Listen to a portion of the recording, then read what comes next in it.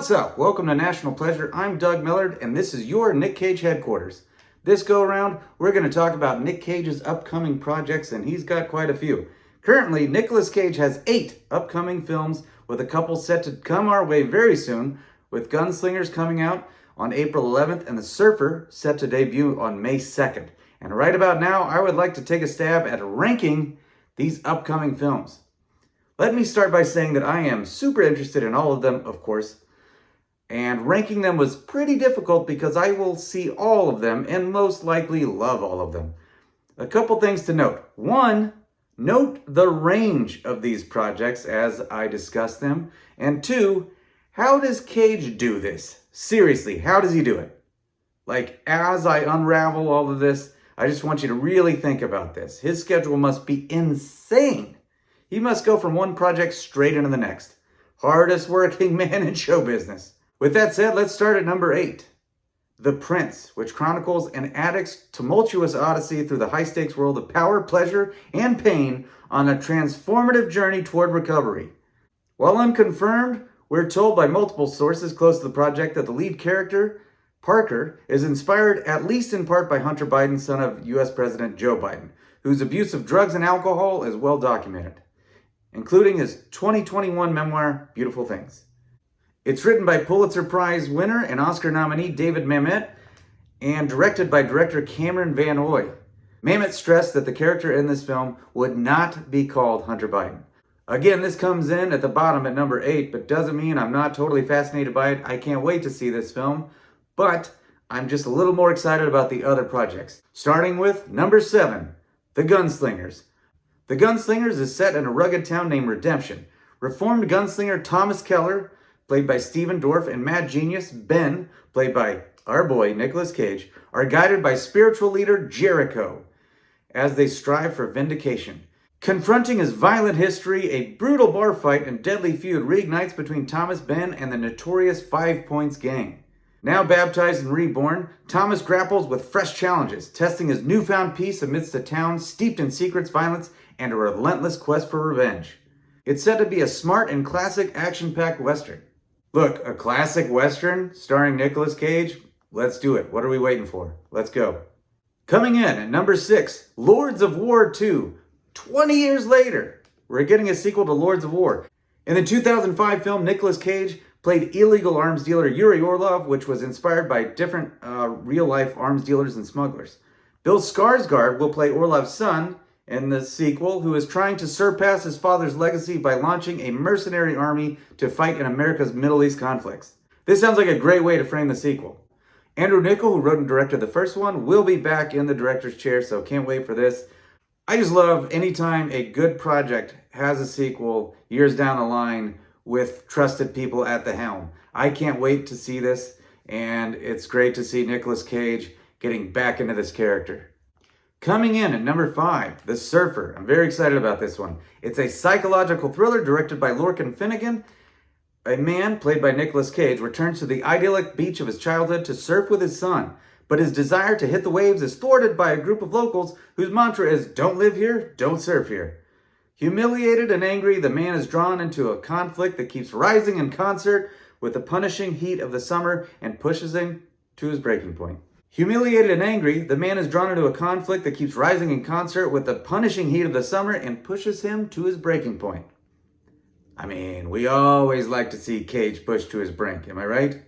I am very excited about this, but it also looks like this movie is going to give me a panic attack that lasts an hour and 43 minutes long. Just watch the trailer. Watching the trailer gave me anxiety. I am really looking forward to this one. It debuted here in my lovely city of Austin, Texas at South by Southwest, which I had mixed feelings about because on the one hand, it meant I was so close to Nicolas Cage. He was in my city.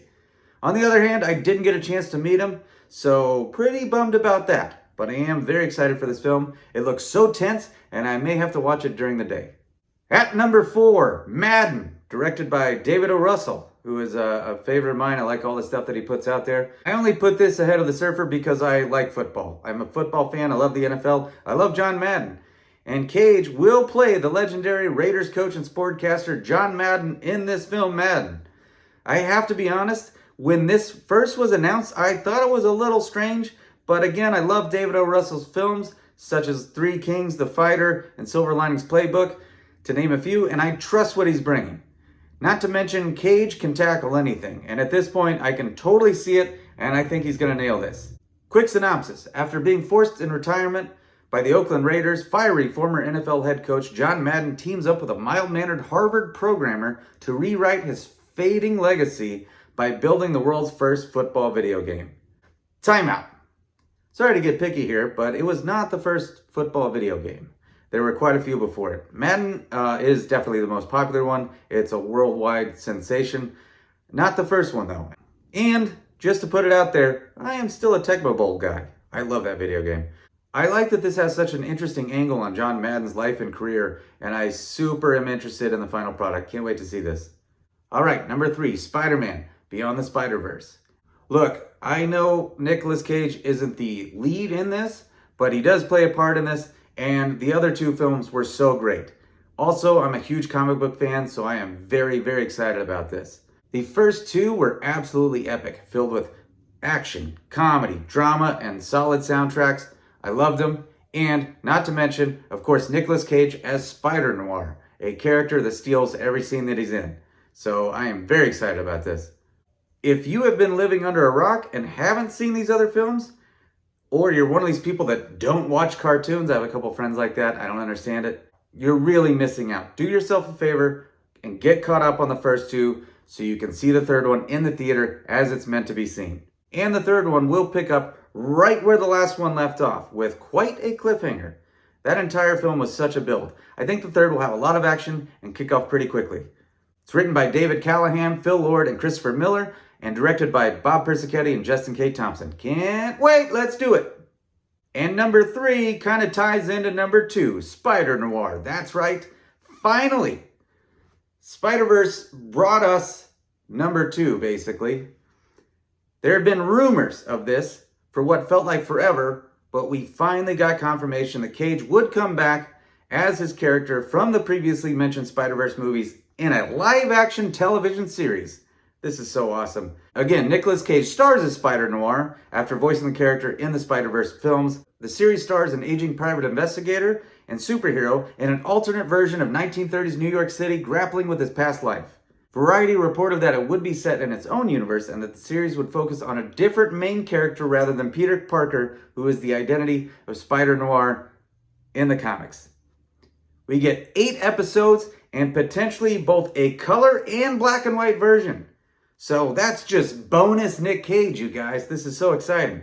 It could come out as early as this year, but probably 2026. Spider-Noir also stars Lee Jun Lee, Brendan Gleeson, and one of my favorites, Lamorne Morris of New Girl fame, who may or may not be in a film that I really, really love called The Disappearance of Toby Blackwood. Check that out. Wink! All right, coming in at number 1, topping all the other projects that I'm also very excited about. Buckle up if you haven't heard about this film yet. It's called The Carpenter's Son. Nicolas Cage stars in Lotfi Nathan's The Carpenter's Son, which will explore the rarely told story of the childhood of Jesus with a horror take. Yeah, you heard that right. The official synopsis says that it tells the dark story of a family hiding out in Roman Egypt. The son, known only as the boy, is driven to doubt by another mysterious child and rebels against his guardian, the carpenter, revealing inherent powers and a fate beyond his comprehension.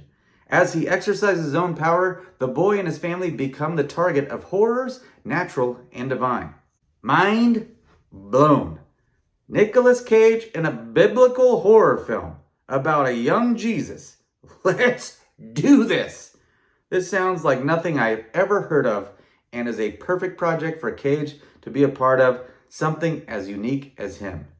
All right, that's my ranking for his upcoming projects. Again, this guy's keeping so busy, and I can't wait to see what new projects are added on. I know quasi recently Cage said that he was close to retirement, but let's hope he just keeps pumping out these gems. These all sound so cool.